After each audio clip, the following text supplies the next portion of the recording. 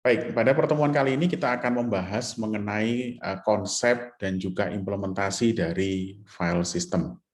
Ada beberapa hal nanti yang akan saya sampaikan. Yang pertama adalah tentang konsep file, apa itu file, kemudian struktur disk dan directory, implementasi file system, kemudian nanti kita juga akan membahas materi mengenai implementasi directory, kemudian metode alokasi, manajemen free space, dan juga materi-materi lanjutan, semisal efisiensi, kemudian recovery, NFS, dan juga salah satu contoh file system yaitu Waffle. Oke, kita akan bahas dulu materi yang pertama, yaitu mengenai konsep file. Mungkin kita familiar dengan konsep file ya. Jadi secara fisik data itu disimpan pada sektor-sektor di secondary storage, misalkan di disk. Nah, agar efisien biasanya transfer I/O dari disk ke memori itu dilakukan dalam satuan blok, bukan lagi dalam satuan sektor. Pun ketika teman-teman pakai SSD juga ada konsep namanya blok juga. Jadi blok ini adalah kumpulan sektor, itu ukurannya kira-kira 32 sampai 32 byte sampai 4096 byte atau 32 byte sampai 4 kilobyte. Tapi umumnya satu blok ini berukuran 512 byte. Nah, pertanyaannya adalah bagaimana merepresentasikan data pada storage yang berbeda dengan cara yang sama. Jadi misalkan contoh kasusnya ketika teman-teman mengcopy file MP3 atau mungkin file gambar dari hard disk ke flash disk, di mana kalau Anda perhatikan hard disk dan flash disk itu punya karakteristik cara menyimpan data yang berbeda. Jadi kalau di hard disk pakai piringan magnetik, kemudian kalau di flash disk kita pakai chip. Atau di SSD juga sama, dia juga pakai chip, tidak pakai piringan magnetik. Tentu representasi datanya secara fisik berbeda. Kalau pada piringan magnetik direpresentasikan menggunakan arah medan magnet yang ditulis ke dalam sebuah piringan, sementara kalau pada chip dia hanya menggunakan sebuah chip untuk memerangkap elektron di situ. Jadi secara fisik cara menyimpan datanya berbeda, cara merepresentasikannya berbeda. Tapi ketika kita mengubah sebuah file di hard disk dan ketika kita mengubah file di flash disk, itu mekanismenya sama. Representasi bagi user itu sama, yaitu sama-sama direpresentasikan menjadi sebuah file. Oke. Jadi apa itu file? Jadi file itu adalah sebuah abstraksi logical dari data yang secara fisik disimpan pada sebuah storage. Kalau kita gambarkan dalam sebuah ilustrasi di situ, sektor-sektor atau mungkin blok-blok data yang ada pada piringan magnetik itu bisa kita representasikan sebagai file. Jadi file itu adalah sebuah benda yang abstrak. Kalau Anda lihat ya tidak ada representasi fisik dari sebuah file karena memang dia adalah representasi abstrak dari data-data yang disimpan pada sebuah storage, baik itu magnetic disk, SSD, ataupun ketika kita berbicara mengenai magnetic tape. Jadi tiga-tiganya, walaupun secara fisik representasinya berbeda, bagi user itu kemudian diabstraksikan supaya cara mengolahnya sama. Jadi kita sebagai user tidak perlu tahu data itu disimpan pada sektor yang mana dari sebuah magnetic disk. Atau kita juga nggak perlu tahu data itu disimpan pada alamat chip magnetik yang mana, chip elektronik yang mana dari sebuah SSD. Kita tidak perlu tahu itu. Yang perlu kita tahu hanya kita perlu melakukan operasi terhadap sebuah file. Entah itu dibuka, di-copy, dihapus, kemudian di-rename, dan seterusnya. Nah, itu fungsinya abstraksi, supaya kita bisa memperlakukan file itu dengan cara yang sama. Nah, file sendiri ada beberapa jenis. Ada file yang bersifat numerik, teks, dan juga file yang bersifat binary. Itu berdasarkan jenis datanya. Kalau berdasarkan tipe filenya, file itu bisa berupa text file, bisa berupa source file, dan bisa juga berupa executable file. Nah, file sendiri ini punya beberapa atribut, mulai dari name, itu nama filenya yang bisa dikenali oleh manusia. Kemudian ada yang disebut dengan identifier, ini nomor unik yang mengidentifikasi sebuah file. Kemudian ada tipe filenya, biasanya ditandai dengan sebuah ekstensi, bisa berupa JPEG, TXT, kemudian .java, dan seterusnya, itu tipenya. Kemudian location-nya, jadi lokasinya itu bisa pointer ke lokasi pada device storage. Kemudian size, ukurannya, protection, ini mengatur siapa yang bisa melakukan reading, writing, executing, dan seterusnya. Dan beberapa file-file yang lain yang sifatnya memberikan informasi tambahan mengenai sebuah file. Oke, itu atribut sebuah file. Kemudian mengenai operasi file sendiri ada operasi create untuk membuat file baru, ada operasi write, operasi read, delete, truncate, open, close, dan seterusnya. Nah, ini contoh ketika kita ingin melihat sebuah data dari sebuah file, kita bisa menggunakan perintah start. Ya. Jadi kalau kita lihat start di sini, kita bisa melihat berapa jumlah bloknya, kemudian start bloknya dari mana, kemudian ukurannya berapa, hak aksesnya seperti apa, oke, yang punya siapa ownernya, grup ownernya siapa, dan seterusnya. Oke. Nah, pertanyaan berikutnya, siapa yang nantinya akan bertugas untuk mengelola sebuah file? Tadi kita sudah lihat bahwa file itu adalah abstraksi dari data fisik, baik itu datanya di magnetic disk, SSD, flash disk, atau magnetic tape. Semuanya direpresentasikan menjadi sebuah file. Pertanyaannya adalah siapa yang bertugas untuk mengelola dan merepresentasikan data fisik tadi menjadi sebuah file. Oke, dan yang bertugas di sini adalah sebuah komponen sistem operasi yang disebut dengan file system. Jadi file system ini adalah sebuah mekanisme untuk mengatur file dalam sebuah disk. Jadi ini adalah komponen sistem operasi yang bertugas untuk mengatur file dalam sebuah disk. Nah, ada 3 tugas dari sebuah file system. Yang pertama adalah menyediakan antarmuka bagi user untuk membaca atau menulis data ke storage. Perlu saya sampaikan, kalau saya menyampaikan antarmuka atau interface tidak selalu berupa graphical user interface atau command line interface ya, bahwa antarmuka itu bisa berupa antarmuka pemrograman, bisa berupa antarmuka ke user, dan seterusnya. Kemudian yang kedua, menyediakan atau melakukan pemetaan dari logical file ke physical storage. Jadi misalkan kita punya sebuah file namanya a.jpg, pertanyaannya a.jpg ini yang ukurannya 1 MB, kira-kira kalau di physical storage ditaruh di sektor sebelah mana? Oke, nah itu nanti akan diatur oleh file system. Kemudian yang terakhir adalah mengelola informasi berkaitan dengan file dan direktori, termasuk struktur direktorinya, kemudian file ini ditempat secara struktur hierarkis, itu ditempatkan pada direktori yang mana, itu menjadi tugas dari file system. Oke, nah di bahasan selanjutnya kita akan membahas mengenai struktur disk dan juga struktur direktori. Oke, jadi sebuah disk itu bisa dibagi menjadi beberapa partisi, namanya partisi ya. Jadi sebuah partisi mempunyai informasi struktur file dan direktori. Jadi misalkan sebuah disk kita bagi jadi 2 partisi, partisi A dan partisi B misalkan. Di situ ada struktur direktori dan ada struktur filenya. Oke, sebuah partisi C itu bisa juga menggabungkan 2 disk 2 sama disk 3, kemudian di situ juga ada struktur direktori dan ada struktur filenya juga. Nah, disk atau partition itu dapat dipakai tanpa menggunakan file system. Ini kita menyebutnya sebagai raw disk ya, atau raw partition. Sementara disk atau partisi itu bisa juga diformat dengan sebuah file system. Nah, kalau sudah diformat, maka disebut sebagai volume. Nah, apa bedanya Pak konsekuensinya? Kalau misalkan Anda punya sebuah partisi, kemudian tidak diformat dengan sebuah file system, berarti Anda menentukan sendiri cara untuk menempatkan sebuah file ke dalam sebuah disk. Artinya kita harus bikin sendiri mekanismenya, bikin programnya sendiri dalam tanda kutip ya, atau bikin file sistemnya sendiri untuk memetakan dari sebuah file menjadi sebuah disk. Nah, ini berbeda dengan kalau misalkan kita memformat sebuah partisi atau sebuah disk itu dengan sebuah file system. Kalau sudah kita format dengan sebuah file system, maka file system tadi yang nanti akan bertanggung jawab memetakan dari file menjadi sebuah data fisik. Oke. Nah, setiap volume atau setiap partisi itu juga menyimpan informasi mengenai struktur direktori dan juga table of content dari sebuah volume tadi. Nah, berdasarkan file sistemnya terdapat 2 jenis file system secara garis besar. Ada general purpose file system dan ada special purpose file system. Kalau mungkin Anda mengenal file system NTFS, FAT32, kemudian ext4, kemudian JFS, dan seterusnya, itu bagian dari general purpose file system. Artinya file system yang dipakai untuk kepentingan atau kebutuhan umum. Sementara ada juga file system yang tidak dipakai untuk kebutuhan user secara umum. Misalkan ada file system namanya swap ya. Kalau di Linux ada kita bisa membuat sebuah partisi, kemudian kita format dengan swap.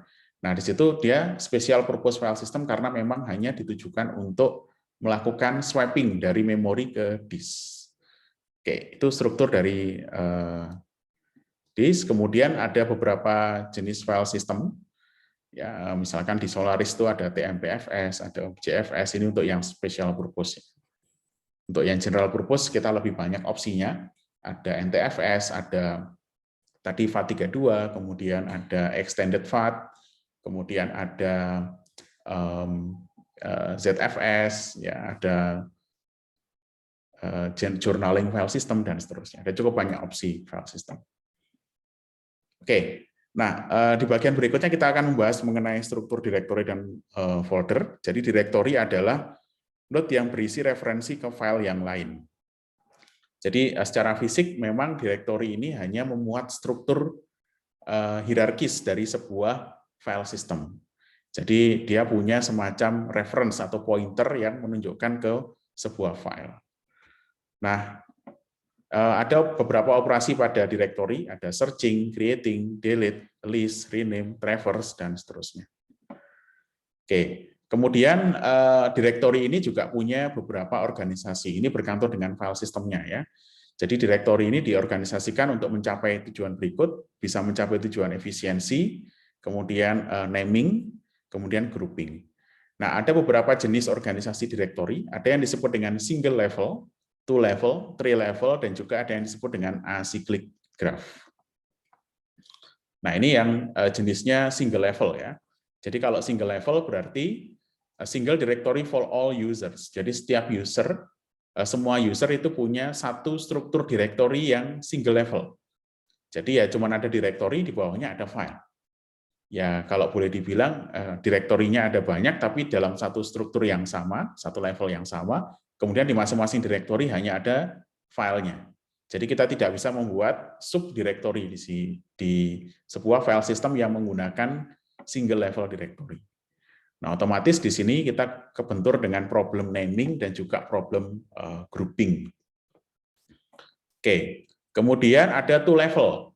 Jadi kalau two level ada level user, masing-masing user diberikan directory.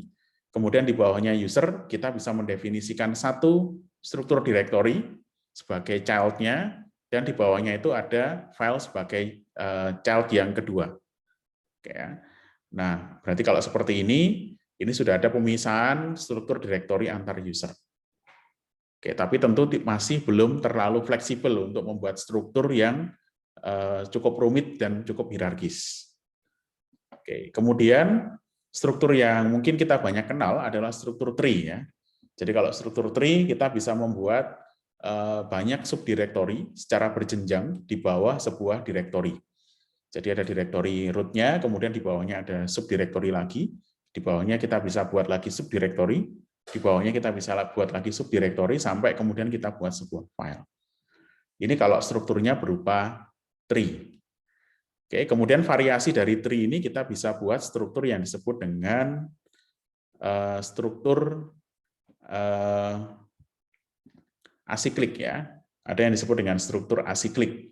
Jadi kalau struktur acyclic di sini tree, tapi beberapa directory ini bisa kemudian di-link-kan menjadi sebuah directory yang share ya. Jadi misalkan kalau di Linux itu ada perintah namanya ln.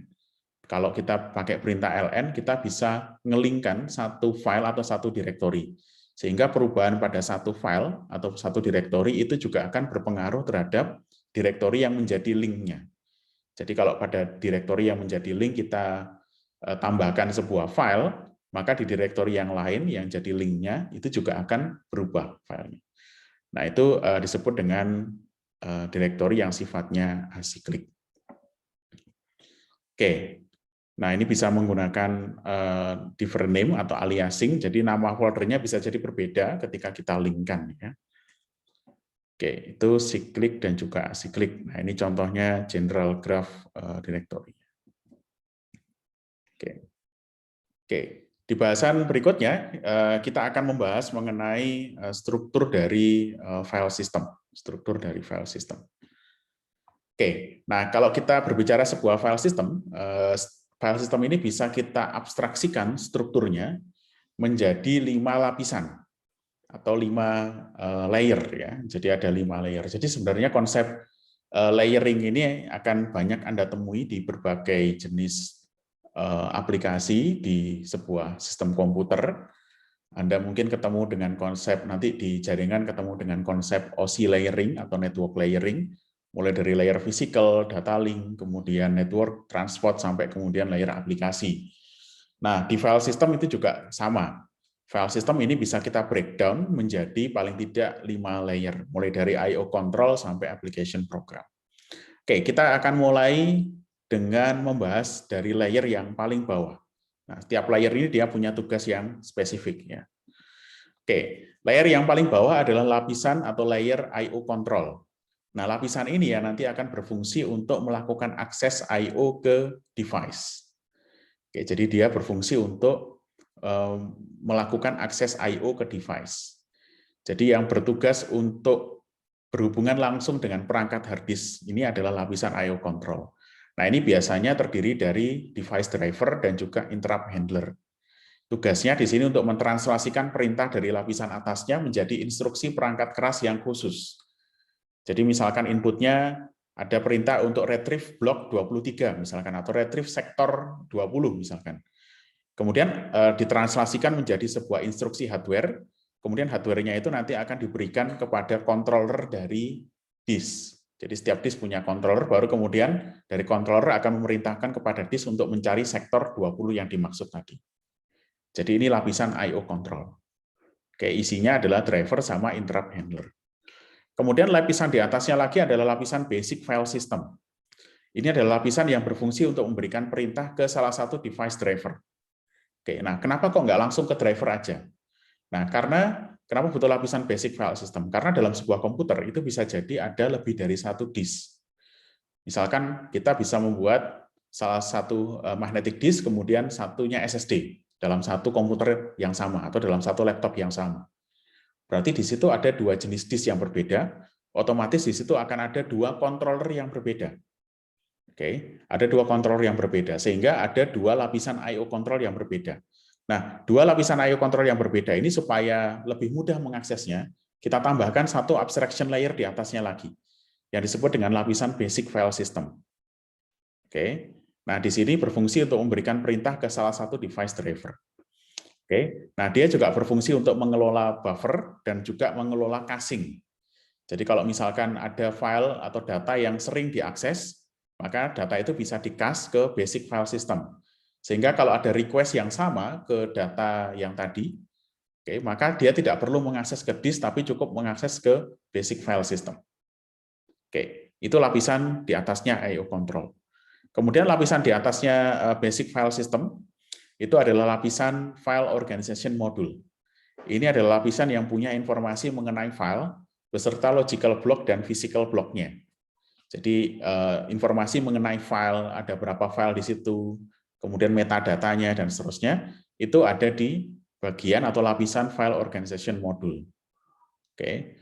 Misalkan kalau Anda punya file a.jpg, ada nama file namanya a.jpg. Nah, file a.jpg itu di disk itu disimpan pada sektor yang mana, pada track yang mana.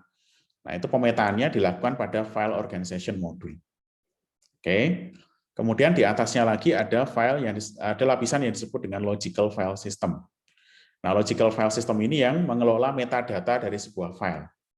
Jadi kalau file itu kan punya ukuran filenya berapa, kemudian dia dibuat tanggal berapa, kemudian permission-nya seperti apa, struktur direktorinya seperti apa, itu dikelola pada lapisan logical file system.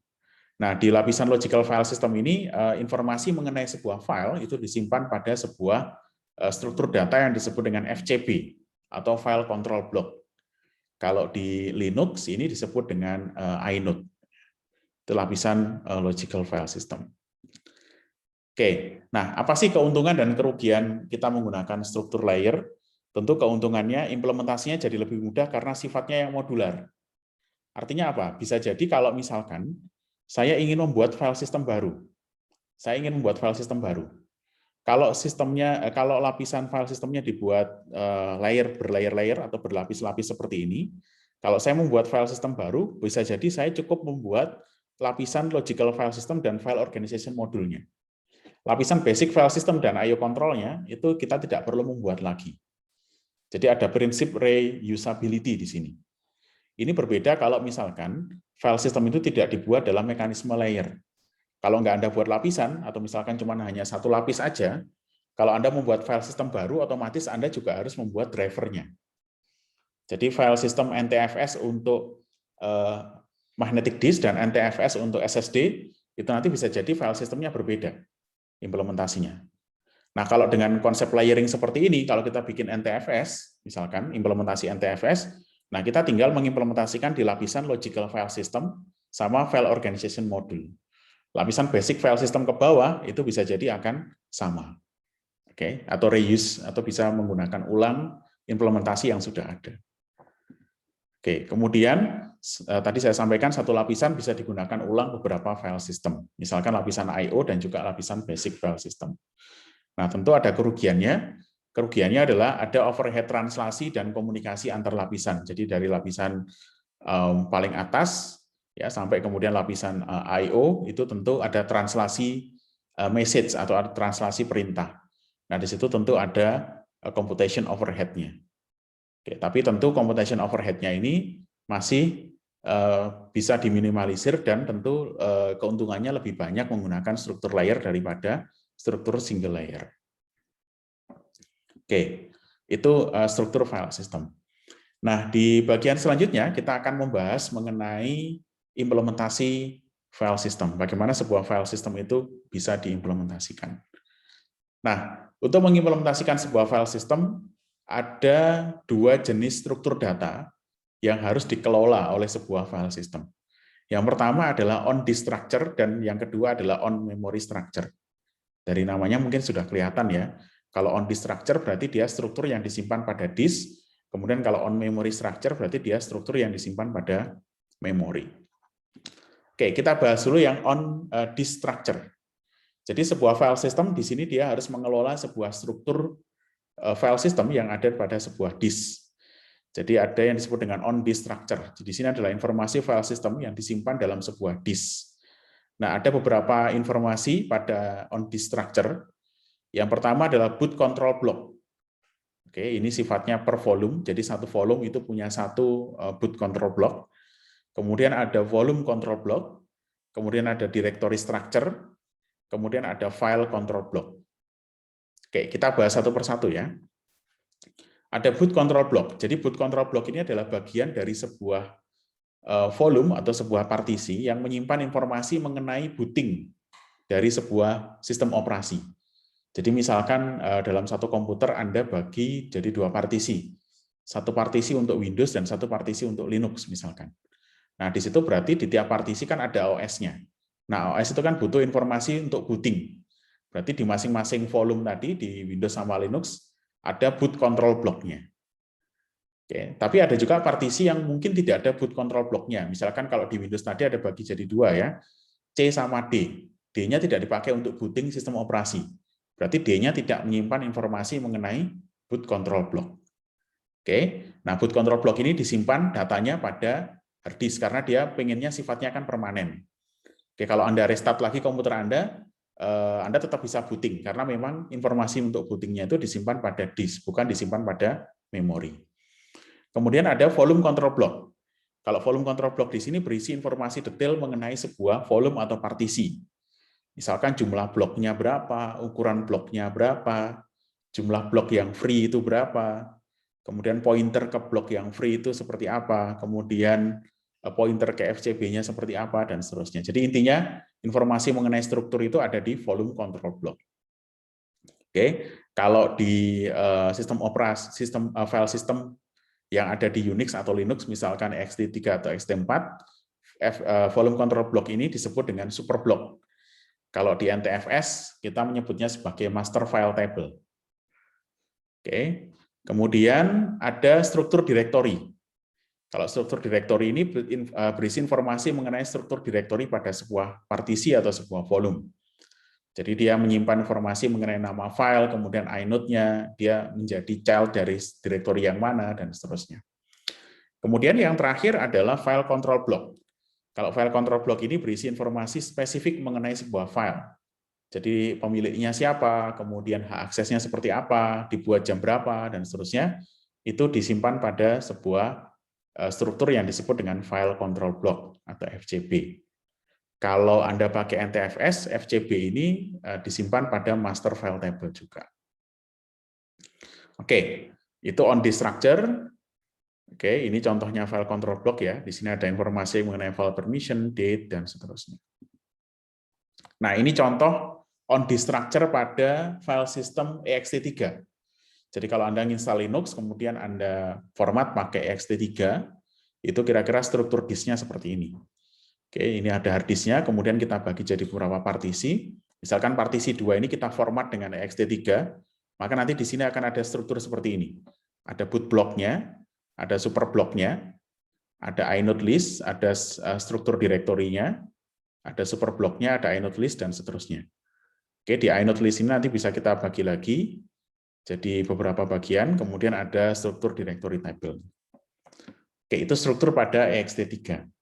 Kalau mungkin Anda ingin tahu yang NTFS seperti apa, nanti Anda bisa mencari tahu struktur dari file system NTFS misalnya. Oke, itu on disk structure. Jadi struktur file system yang disimpan pada disk atau informasi mengenai file system yang disimpan pada disk. Kemudian ada on memory structure. On memory structure ini adalah informasi file system yang tidak disimpan pada disk tapi disimpan pada main memory. Oke, Anda perlu tahu kalau main memory berarti dia sifatnya volatil atau datanya tidak bersifat permanen. Berarti memang dipakai untuk menyimpan informasi yang sifatnya tidak permanen juga. Nah, main memory ini terutama dipakai untuk mekanisme caching ya. Jadi misalkan ada file yang sering diakses, maka data dari file tadi bisa di-cache juga ke on memory structure. Oke, ada beberapa informasi pada on memory structure, ada yang disebut dengan mount table, kemudian ada directory struktur cache, ya, ada system wide open file table, ada per process open file table, dan ada block buffer. Kita bahas satu persatu ya. Nah, mount table ini berisi informasi mengenai volume yang sudah di mounting. Jadi kalau Anda menggunakan sebuah partisi, oke, terutama mungkin di sistem operasi berbasis Unix, misalkan Linux atau Mac, Anda akan ketemu dengan sebuah istilah namanya mounting. Jadi mounting itu adalah mengaitkan. Jadi misalkan Anda punya dua partisi, partisi yang kedua ini nggak akan bisa diakses sebelum Anda kaitkan ke partisi yang pertama. Oke, itu peristiwa yang disebut dengan mounting. Nah, tabel yang berisi mengenai partisi mana yang di-mounting itu disimpan pada sebuah mount table. Dan ini disimpan di memori ya. Kemudian ada directory structure cache. Jadi ini adalah cache atau penyimpanan sementara untuk struktur directory yang baru diakses. Jadi supaya tidak terlalu sering mengakses ke on disk structure, maka struktur dari directory ini bisa di-cache atau disimpan sementara pada main memory. Kemudian yang ketiga yang disimpan pada on memory structure di sini adalah system wide open file table. Jadi ketika misalkan ada 10 aplikasi yang membuka 10 file, berarti di situ ada 10 file yang lagi open. Nah, 10 file yang open tadi informasinya disimpan pada system wide open file table. Dan itu ada di memori, tidak disimpan pada on disk structure.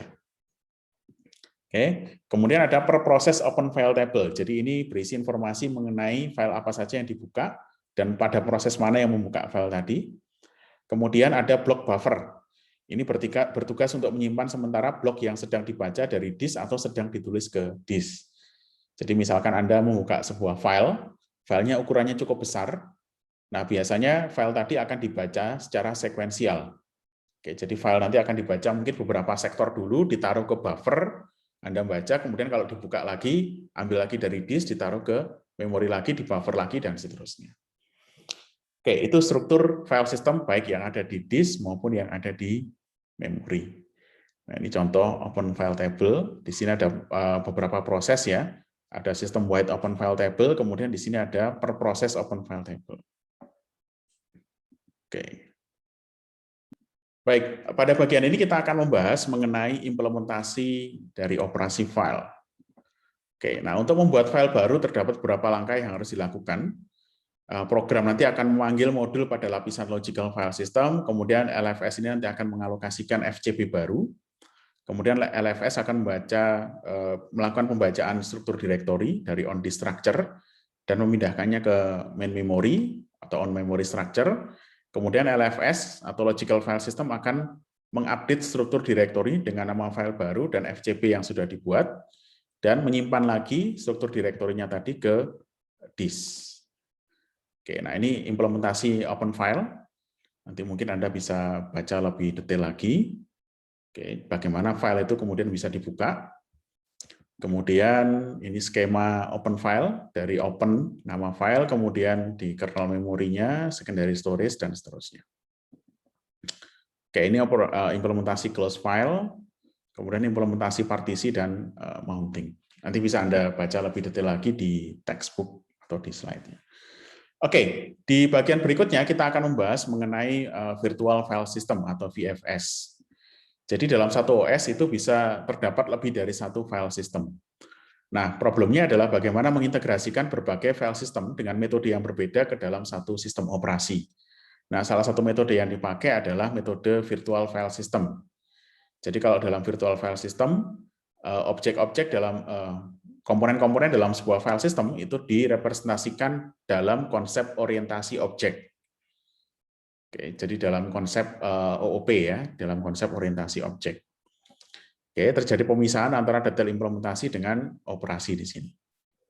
Jadi ini file system interface-nya, di bawahnya ada VFS interface-nya, baru kemudian di sini ada implementasi mengenai local file system-nya. Nah, VFS sendiri kalau di Linux dia punya 4 objek. Ada yang disebut dengan inode, ini representasi file, kemudian ada yang disebut dengan file, ini representasi file yang dibuka, kemudian ada superblock, ini merupakan representasi dari keseluruhan file system, dan ada dentry, ini merupakan representasi directory entry. Oke.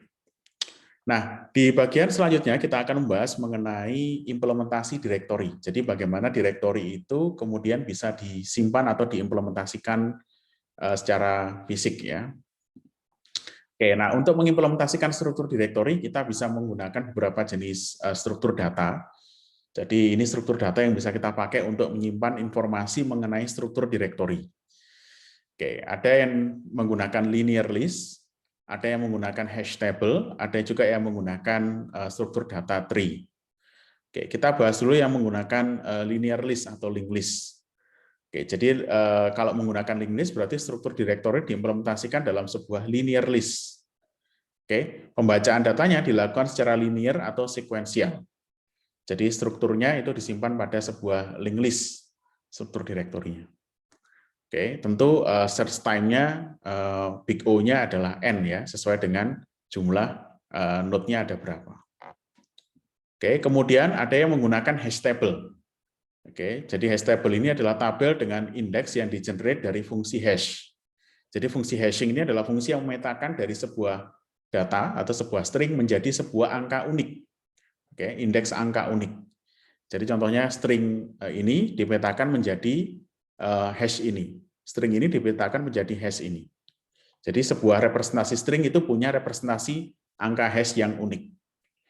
Oke, nah angka hash itu dihasilkan dengan memanggil sebuah hash function. Oke, itu hash table. Oke, kompleksitasnya lebih rendah daripada kalau pakai linked list tadi, tapi memungkinkan terjadi collision. Jadi collision ini adalah ketika kita punya dua nama file yang punya representasi hash yang sama. Oke, ada juga yang dipakai dalam bentuk tree. Oke, nah di bagian berikutnya kita akan membahas mengenai bagaimana sebuah file itu dialokasikan dalam sebuah file system. Oke, jadi bagaimana sebuah file ini dialokasikan dalam sebuah disk. Jadi metode alokasi file di sini adalah metode yang mengatur bagaimana file dialokasikan pada blok-blok yang ada di hard disk. Oke, nah ada yang disebut dengan contiguous allocation, ada yang disebut dengan link allocation, ada yang disebut dengan file allocation table, ada yang menggunakan konsep index allocation, dan ada yang menggunakan konsep combined scheme. Jadi pertanyaan yang dijawab di sini, misalkan kalau saya punya file movie misalkan ya, a.mpg ukurannya 1 GB. Pertanyaannya file 1 GB tadi itu bagaimana cara menyimpan datanya di disk yang kita punya. Karena kita tahu disk itu kan kita bagi, kalau magnetic disk ya, dibagi menjadi beberapa track, kemudian di track kita bagi juga jadi beberapa sektor, ya. Data itu disimpan pada sektor-sektor yang ada tadi. Nah, sektor ini kan ukurannya kecil ya. Nah, berarti kalau kita menyimpan file yang ukurannya besar, tentu kita harus menyimpan datanya pada beberapa sektor. Nah, pertanyaannya adalah gimana caranya menyimpan data itu pada sektor-sektor yang ada atau pada blok-blok yang ada. Oke, apakah disimpan secara berurutan? Oke, apakah disimpan secara link ataukah disimpan menggunakan file allocation table atau menggunakan metode yang lain? Oke, kita bahas dulu metode yang pertama, yaitu metode contiguous allocation. Jadi kalau metode alokasi berurutan ini, maka file itu dialokasikan pada blok-blok yang berurutan pada sebuah disk. Jadi kalau misalkan saya punya file ukurannya misalkan 3 kilobyte. Kalau 3 kilobyte misalkan satu blok itu ukurannya 1 kilobyte. Berarti saya butuh untuk mengalokasikan 3 blok di hard disk. Nah, 3 blok ini kalau pakai contiguous allocation harus kita alokasikan secara berurutan. Oke, contoh ya, contoh misalkan di sini saya punya 5 file. Ada file count, tr, mil, list, dan f. Berarti kalau kita simpan secara berurutan, misalkan count ini butuh 2 blok. Berarti dia, misalkan kalau kita start dari blok ke 0, maka dia akan selesai pada blok ke 1. Oke. Kemudian ada file tr. File tr ini dia butuh, misalkan butuh 3 blok. Oke. Butuh 3 blok dan panjang butuh 3 blok dan dimulai pada blok ke-14. Berarti nanti blok yang terpakai adalah blok 14, 15 dan blok 16. Oke, kemudian misalkan ada file yang agak besar, misalkan ada file mil. Nah, mil ini dia butuh 6 blok. Kemudian startnya di blok ke-19. Berarti nanti dia akan menggunakan blok karena berurutan ya.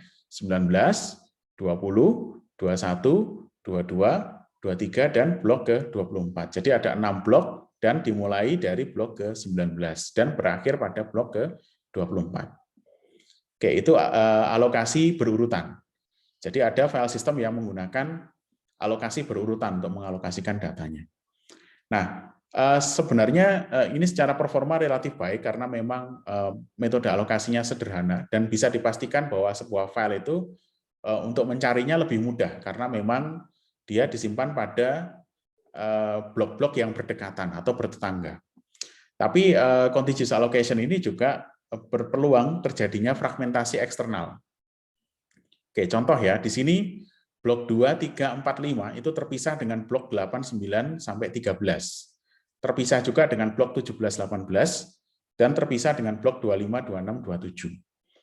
Misalkan, saya butuh untuk menyimpan file dengan kebutuhan bloknya misalkan ada 10 blok.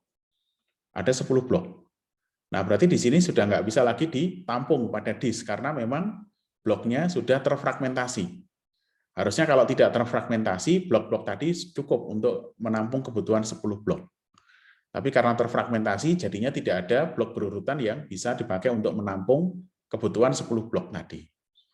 Oke, otomatis lebih sulit untuk mencari free space pada disk. Apalagi kalau misalkan ukuran filenya bertambah terus ya. Misalkan file mil ini ya. Mil ini kan dia saat ini menggunakan 6 blok. Kalau misalkan dia butuh 4 blok baru, berarti dia harus mengambil 25, 26, sama 27, dan masih butuh 1 blok baru lagi. Nah, tentu nggak bisa ditaruh di blok 28 karena blok 28 dipakai untuk file list. Nah, itu alokasi berurutan itu problemnya di situ ya. Oke, nah kalau ada versi modifikasi dari contiguous allocation yang disebut dengan extend based file system. Nah, dia modifikasi dari contiguous allocation, berarti dia memungkinkan untuk mengalokasikan blok tambahan di luar urutan blok yang pokok ya. Jadi misalkan di sini ada file TR misalkan ya. TR ini kan pakai blok 14, 15, 16. Kalau misalkan dia butuh 3 blok, maka dia bisa memakai blok 17, 18, dan mungkin memakai blok 25.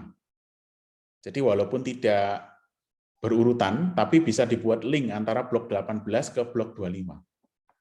Itu extend dari contiguous allocation. Tetap berurutan, tapi ketika tidak cukup, dia bisa mengambil blok free yang lain yang mungkin tidak bertetangga dengan menggunakan konsep pointer.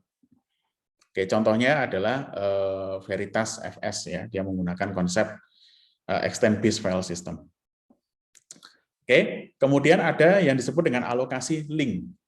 Oke, ada yang menggunakan alokasi link.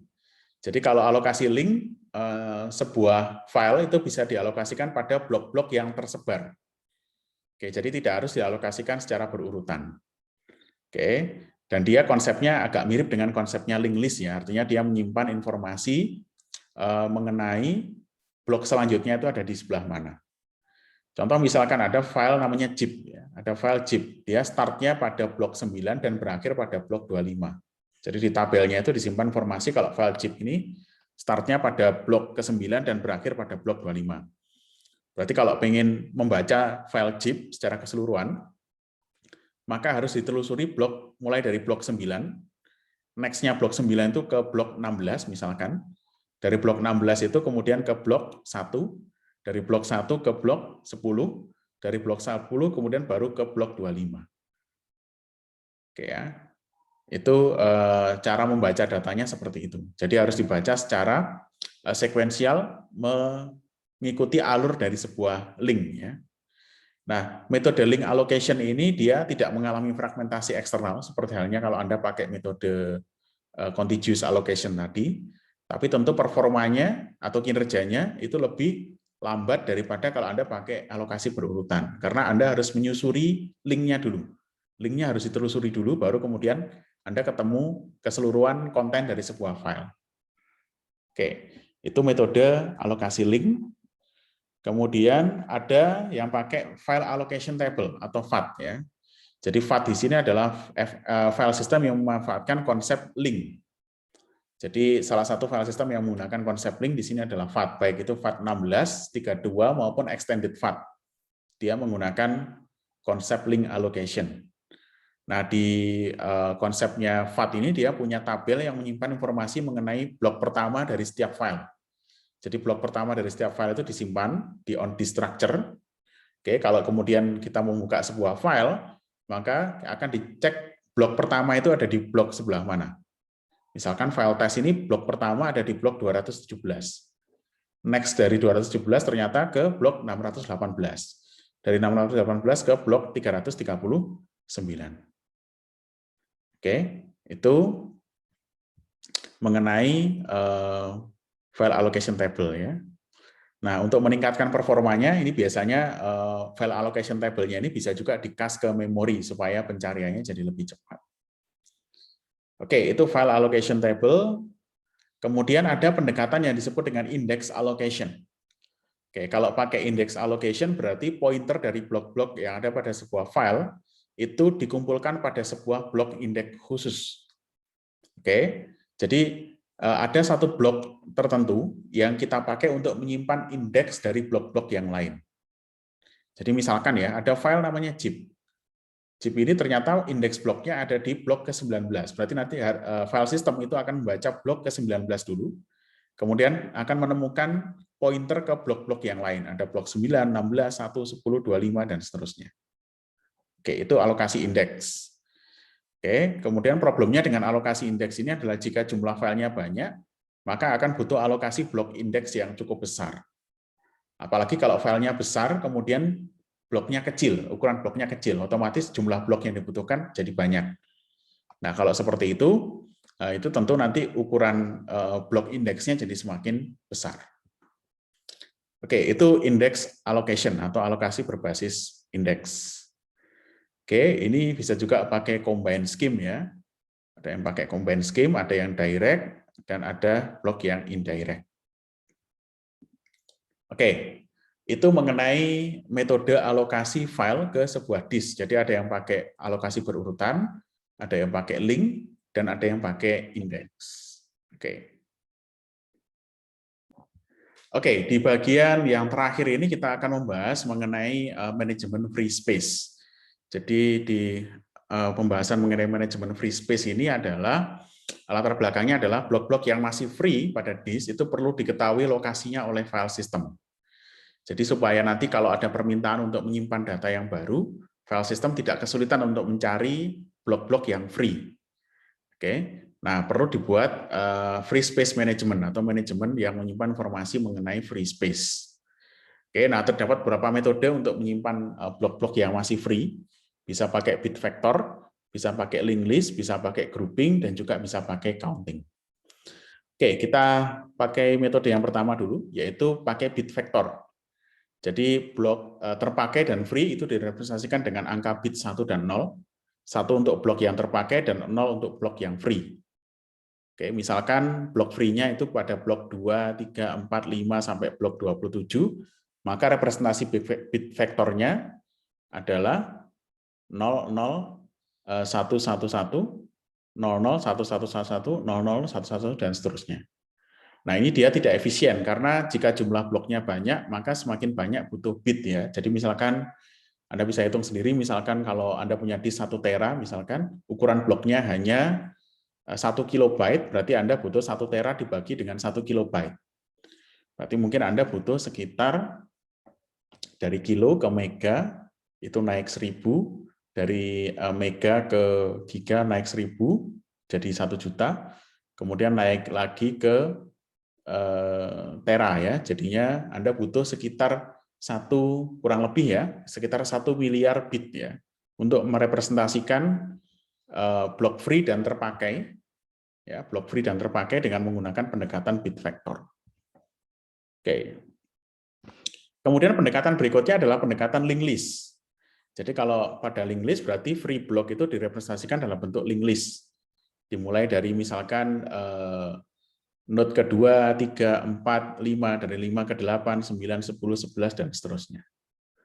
Oke, tentu dengan linked list ini kita hanya perlu lebih sedikit informasi yang perlu disimpan, tapi lebih susah untuk diterapkan jika alokasi disk itu menggunakan contiguous allocation atau alokasi memori berurutan, alokasi disk berurutan. Oke, kemudian bisa juga menggunakan grouping atau counting. Kalau grouping ini berarti modifikasi dari linked list. Kemudian free block pertama itu menyimpan alamat dari n free block.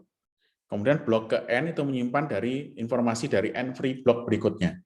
Jadi linked list ini tidak menyimpan informasi mengenai blok individu, tapi menyimpan informasi mengenai kumpulan blok. Jadi misalkan ada 10 blok yang free, kita bagi jadi 5 bagian misalkan.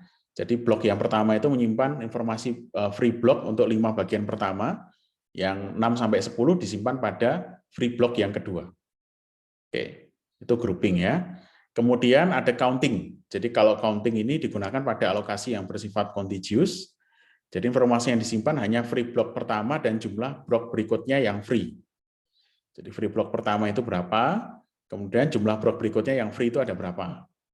Jadi misalkan tadi kalau pada alokasi disk berurutan tadi, ada free pada blok 14 sampai 16. Berarti nanti yang disimpan di tabel datanya hanya blok 14, kemudian berarti ada 14, 15, 16. Berarti ada 3 blok yang free.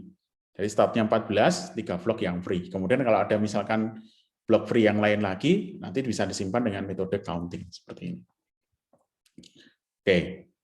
Kemudian juga bisa menggunakan space map ya. Cuman ini tidak saya bahas secara spesifik yang menggunakan space map. Kemudian untuk pembahasan mengenai efisiensi dan performance nanti bisa Anda baca sendiri, tidak saya masukkan ke dalam ujian juga ya. Oke. Ini mengenai caching, kemudian recovery juga nanti bisa Anda baca lebih detail di textbook ya. Oke, untuk example-nya kalau Anda ingin belajar lebih detail mengenai NFS, Anda bisa membaca pada textbook subbab 12.8, kalau waffle juga Anda bisa baca di 12.9. Oke.